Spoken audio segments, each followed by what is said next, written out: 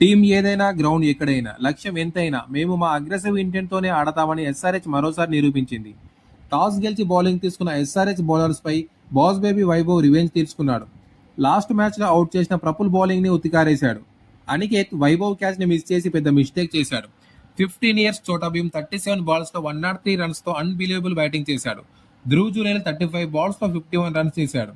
మొదటి 14 ఓవర్స్లో 170 రన్స్ ఇచ్చిన ఎస్ఆర్హెచ్ ముఖ్యంగా వైభవ్ అవుట్ అయిన తర్వాత ఎక్సలెంట్ కంబ్యాక్తో 6 ఓవర్స్లో 58 రన్స్ మాత్రమే ఇచ్చారు. ఈ మ్యాచ్లో మలింగా 2 మెయిన్ వికెట్స్ తీసి మరోసారి ఎస్ఆర్హెచ్కి తన గోల్డెన్ ఆర్మ్ అని నిరూపించాడు. ఇంజురీ తర్వాత వచ్చిన ప్యాట్ కమిన్స్ మంచి స్పెల్తో కంబ్యాక్ ఇచ్చాడు. టోటల్గా రాజస్థాన్ 20 ఓవర్స్లో 228 రన్స్ స్కోర్ చేసింది. చేసింగ్లో ఫస్ట్ ఓవర్లో ఫస్ట్ బాల్కే వికెట్ తీసి టార్చర్ చూపించే ఆర్చర్ ఈ మ్యాచ్లో ఫస్ట్ బాల్లో హెడ్ ఇచ్చిన క్యాచ్ని జురేల్ మిస్ చేశాడు.